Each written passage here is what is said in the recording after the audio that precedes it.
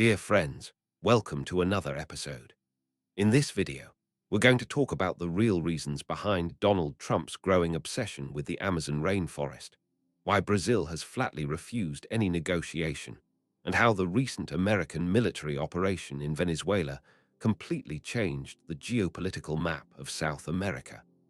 And if you're not subscribed to the channel yet, subscribe right now and hit the notification bell so you don't miss any of our analysis. With over 5.5 million square kilometers of dense tropical forest, the Amazon is the largest rainforest on the planet, and roughly 60% of it lies inside Brazilian territory. To put that into perspective, the Brazilian Amazon alone is larger than the entire European Union, larger than India, and almost the size of the continental United States west of the Mississippi River. Yet, ironically, fewer than 30 million people live across this enormous territory, most of them concentrated in a handful of cities along the rivers. The vast majority of the forest remains untouched, home to indigenous peoples who have lived there for thousands of years, adapting to one of the most biodiverse environments on Earth. For centuries, the Amazon has been viewed by the outside world as a kind of last frontier, a place too remote, too dense, and too dangerous to be easily controlled. But everything changed in January of 2026 when American special forces stormed into Caracas, captured Nicolás Maduro, and effectively ended the Venezuelan regime overnight. That single operation didn't just remove a dictator, it opened a door that had been closed for decades. Suddenly, the country that shares more than 2,000 kilometers of border with the Brazilian Amazon was no longer a hostile state.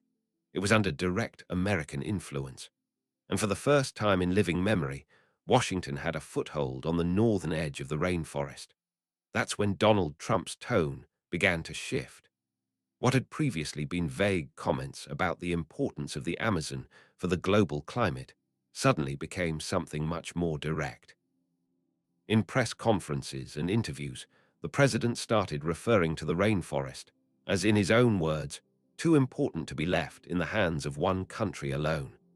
He spoke about its resources, about its strategic value, about the failure of Brazil to protect it properly. The message was unmistakable. The Amazon had moved from being a distant ecological concern to becoming the next great geopolitical prize in the Western Hemisphere. And the question on every analyst's mind became simple. Why does Trump really want the Amazon, and how far is he willing to go to get it? To understand why Donald Trump's interest in the Amazon is so significant today, we need to step back and look at something most people don't realize. American fascination with this rainforest is not new. In fact, it goes back almost 100 years, and it has always been driven by the same two forces: resources and strategic control. The first major attempt by an American to claim a piece of the Amazon happened in 1928, when Henry Ford, the founder of the Ford Motor Company, purchased an enormous tract of land in the state of Pará, deep inside the Brazilian rainforest. The area was bigger than the entire state of Connecticut, and Ford had a bold vision. He wanted to build a rubber empire to supply tires for his cars, freeing the United States from its dependence on British and Asian rubber plantations. He named the settlement Fordlandia, and he poured millions of dollars into building a complete American town in the middle of the jungle, with houses, hospitals, schools, and even a golf course. The project was a spectacular failure. The trees got sick, the workers rebelled, and the jungle slowly swallowed everything Ford had built.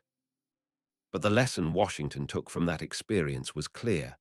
The Amazon was a treasure too valuable to ignore, but too complex to control from the outside.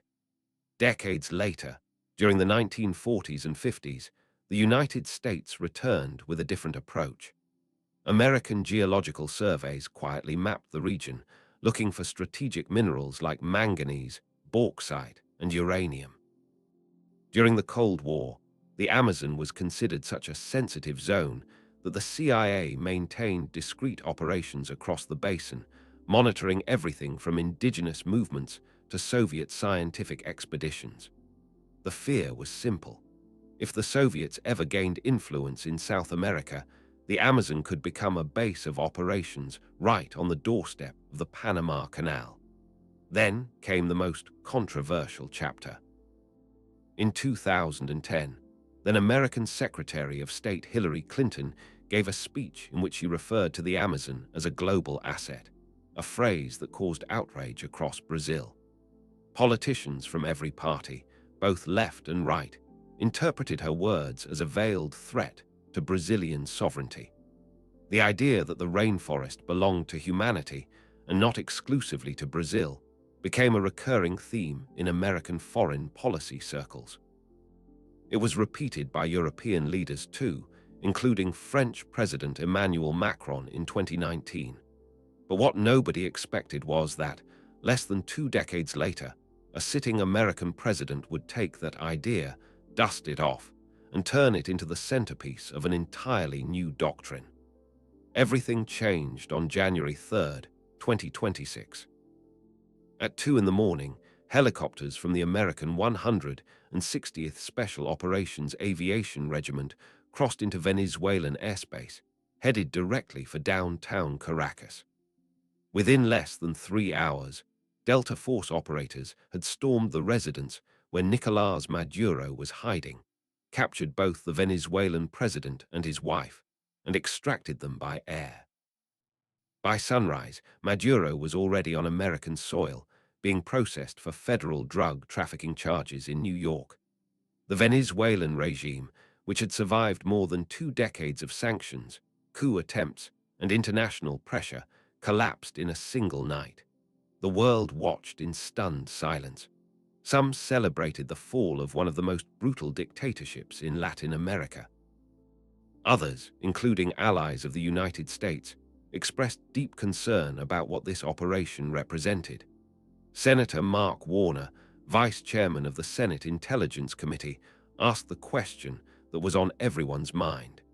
Did this mean that any large country could simply indict the leader of a smaller neighboring country and physically take that person out? The precedent was breathtaking. For the first time since the Cold War, the United States had openly conducted regime change in the Western Hemisphere, without congressional authorization, without United Nations support, and without any pretense of international consensus. But for our story, what matters most is not the operation itself. It is what came immediately after. Within 48 hours of Maduro's capture, Trump held a press conference at his Mar-a-Lago residence, and he made something extremely clear. The intervention in Venezuela was not just about drugs or democracy. It was about oil. He stated openly that the revenue from Venezuelan oil reserves would go, in his exact words, to the Venezuelan people, to American oil companies, and to the United States itself, in the form of reimbursement for damages. The mask had dropped. This was a resource war, dressed up as a law enforcement operation. And that is when analysts across the world began connecting the dots.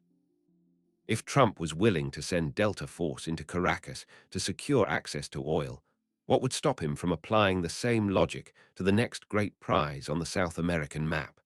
Because the moment Venezuela fell, something fundamental shifted in the geography of the region. The Brazilian Amazon, which had always been protected by the buffer of a hostile Venezuelan regime to the north, was suddenly exposed. The United States now had a friendly government in Caracas, military assets stationed across the Caribbean, and direct access to the northern edge of the rainforest.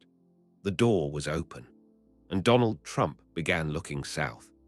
To understand why the Amazon suddenly became so attractive to the United States in 2026, you need to understand something that is happening far away from any jungle. It is happening in the data centers of Silicon Valley, in the server farms of Texas, and in the desert facilities of Arizona.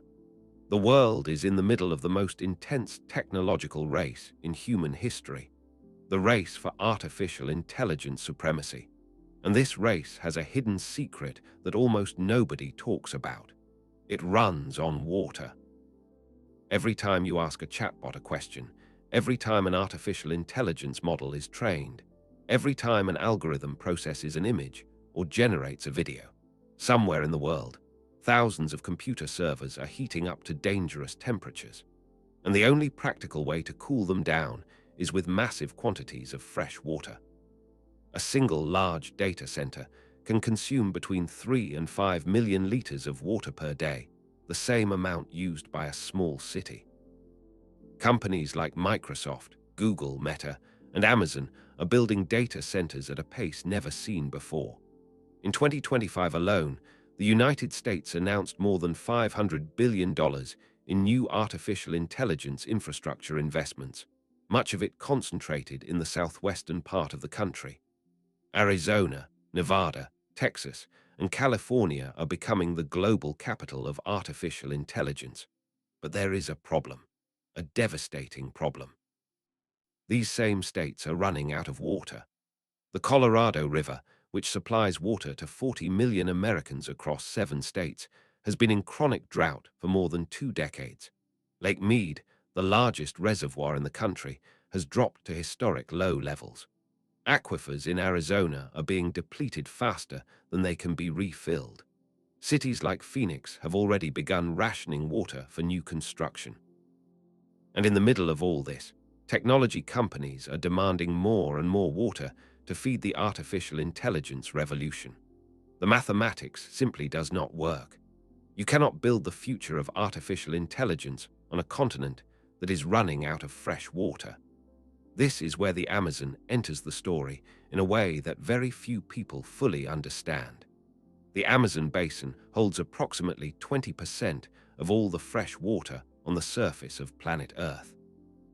The Amazon River alone discharges more water into the Atlantic Ocean every single second than the next 7 largest rivers on the planet combined. It is not just a river. It is a continental water system, an almost infinite reservoir of the most strategic resource of the 21st century. And Washington has noticed. Believe me, Washington has noticed. For most of human history, water was treated as something abundant and almost worthless. A glass of tap water was free. Rain fell from the sky. Rivers flowed endlessly into the sea. But in the 21st century, something fundamental has changed. Water has become the most contested resource on the planet, more valuable in many regions than oil itself. And the Amazon sits at the absolute center of this new global equation. Consider the numbers carefully, because they tell a story that almost nobody in mainstream media has connected.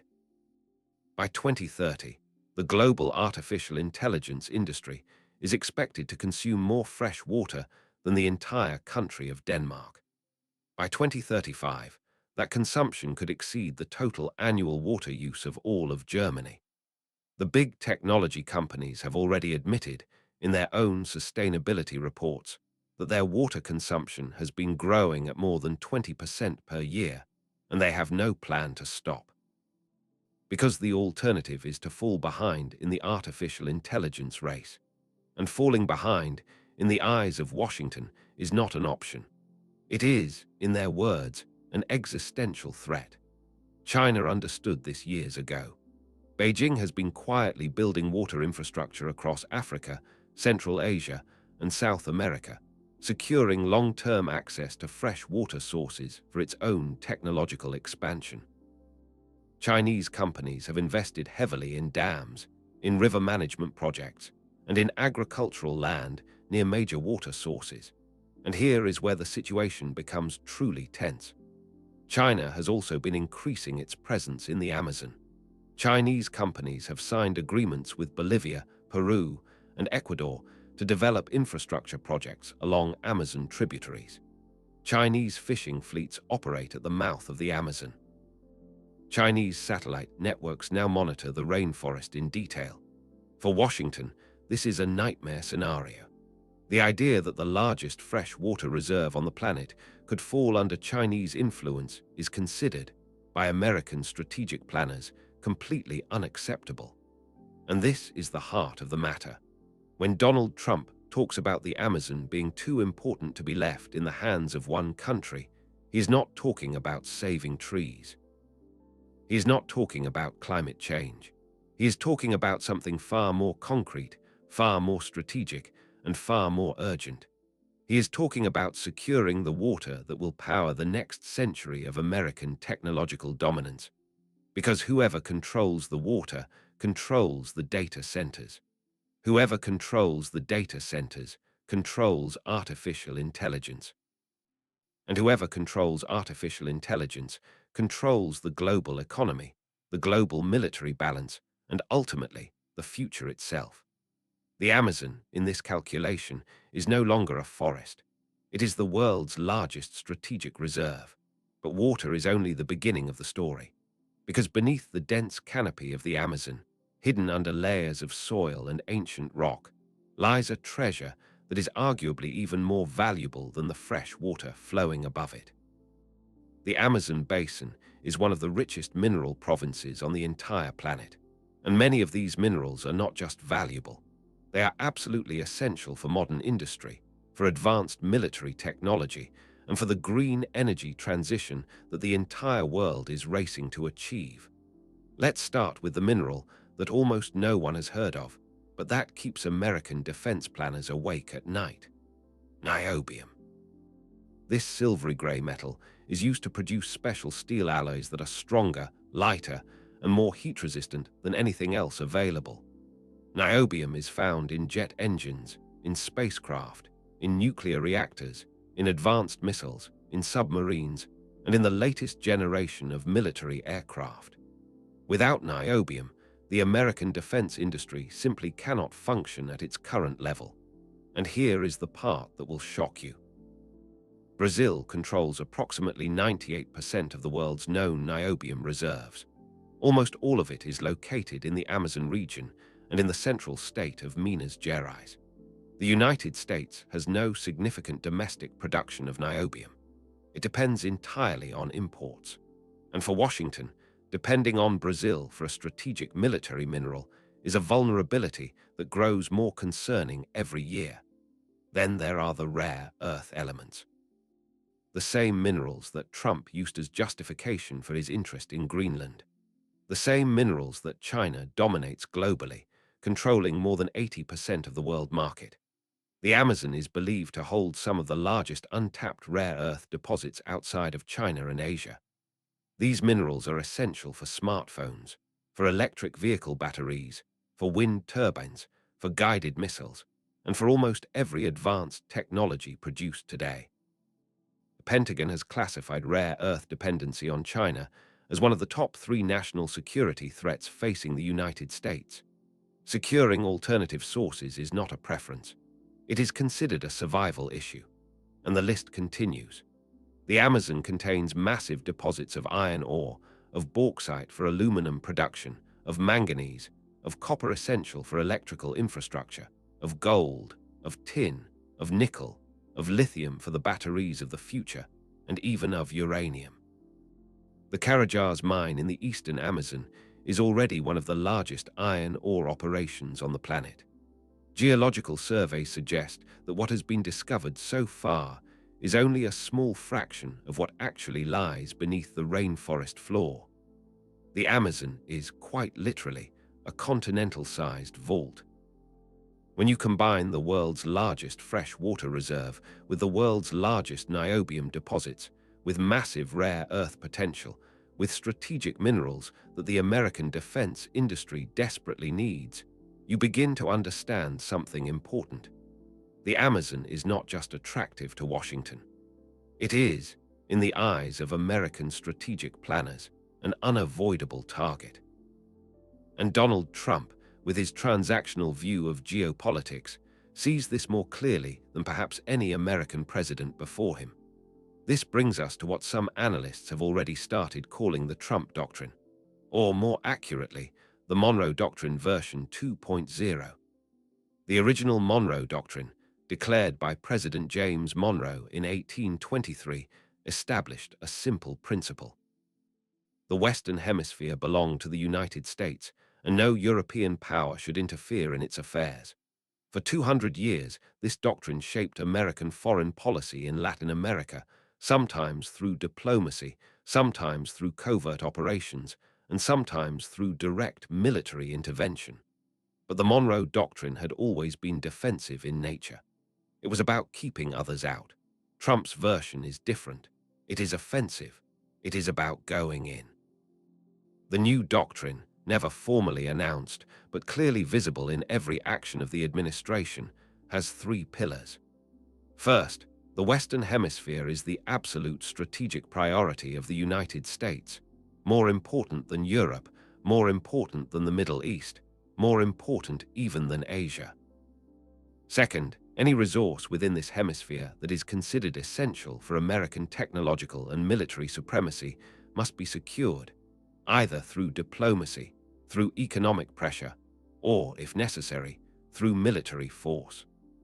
Third, the rules of international law that previously constrained American action are now considered, in the words of senior White House officials, obstacles to be worked around rather than respected. The Venezuela operation was the first major application of this doctrine. It was the proof of concept. It demonstrated that the administration was willing to ignore congressional oversight, ignore international condemnation, and ignore the diplomatic costs in order to achieve a strategic objective. And it worked. Maduro fell. The new Venezuelan government, headed by former Vice President Delcy Rodriguez, quickly agreed to lift restrictions on American oil companies. Sanctions were eased. American military advisors began arriving in Caracas. Within weeks, Venezuela had effectively become a satellite state of the United States. The message to the rest of South America was unmistakable. The era of polite negotiation was over. Washington had returned to the continent not as a partner, but as a hegemon. And the country with the most to lose from this new doctrine was not Cuba or Colombia or Bolivia. It was Brazil. Because Brazil holds the prize that Washington now wants more than anything else. The reaction in Brasilia was immediate, and it was unlike anything seen in Brazilian diplomacy in modern times. Within hours of Trump's first public comments about the Amazon being too important to be controlled by one nation alone, the Brazilian government called an emergency meeting of the National Security Council.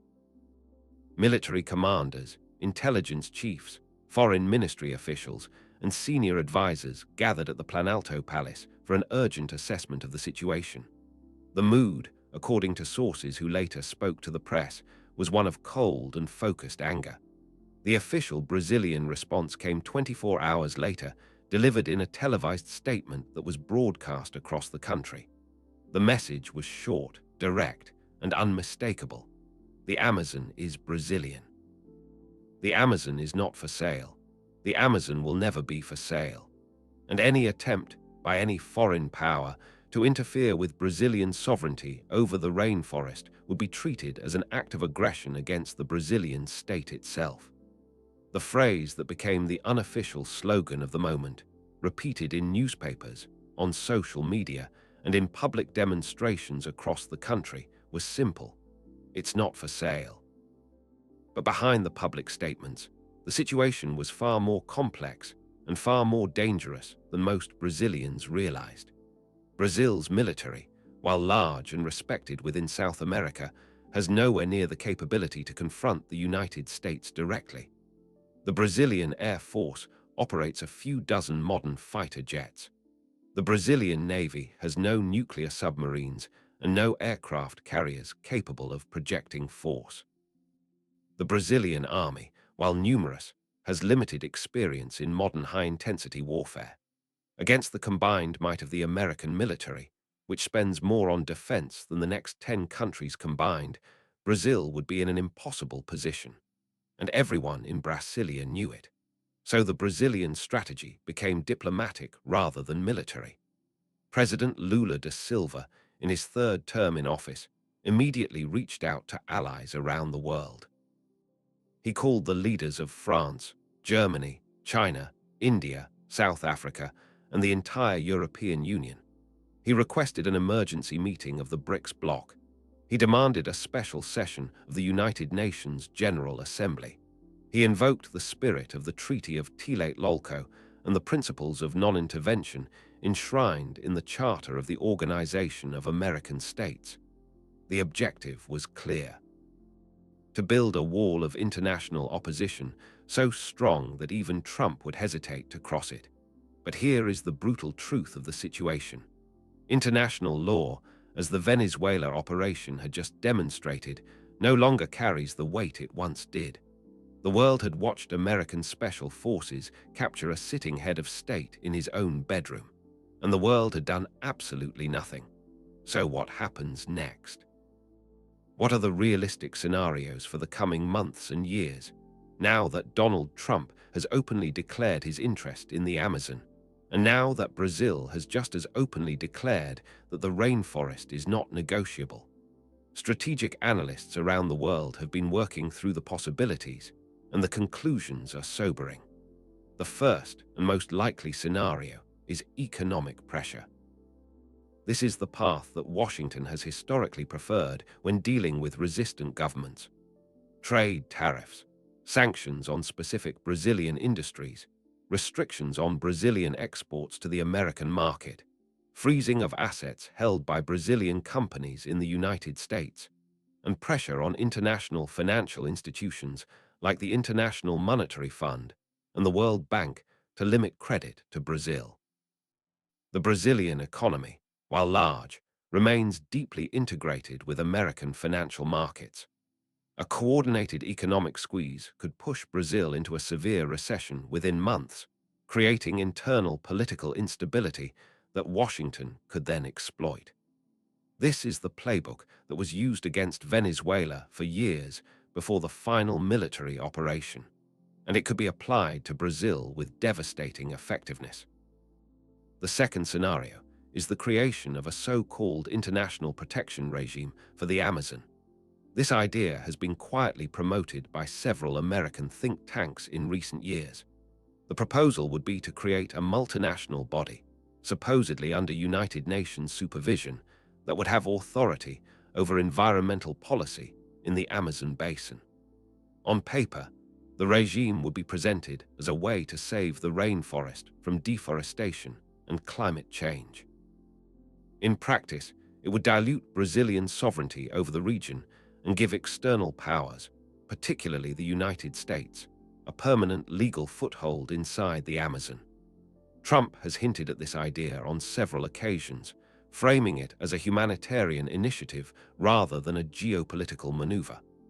The third scenario, the one that nobody in Brasilia wants to even discuss publicly, is direct military intervention. After Venezuela, this scenario can no longer be dismissed as impossible.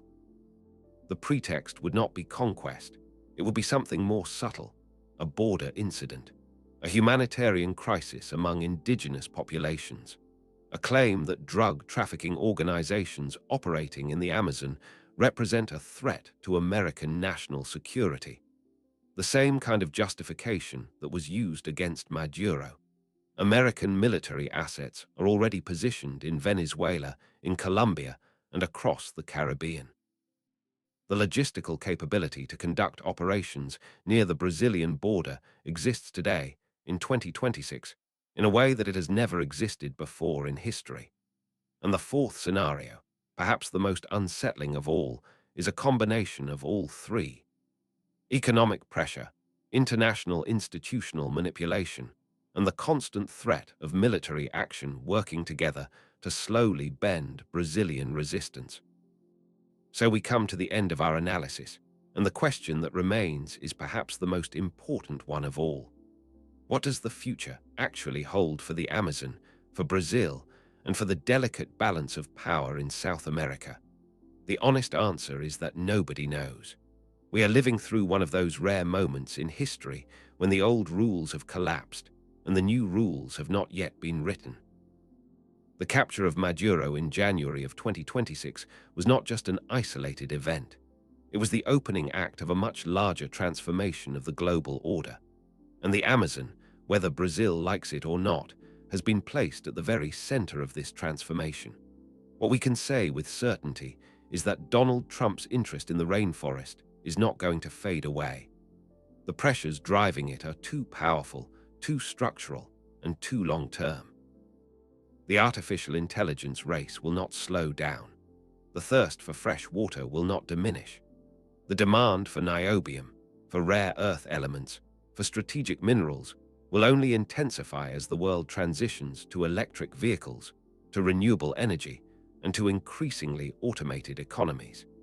And the geopolitical competition with China for control of the Western Hemisphere will continue to dominate American foreign policy for the foreseeable future. All of these forces converge on a single point on the map, and that point is the Amazon. For Brazil, the challenge is enormous, but not impossible.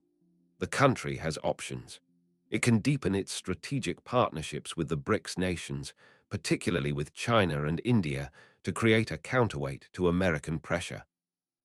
It can invest heavily in its own military capabilities, particularly in air defense, in cyber warfare, and in submarine technology, to raise the cost of any potential intervention. It can build genuine alliances with its South American neighbors, creating a regional bloc that speaks with one voice.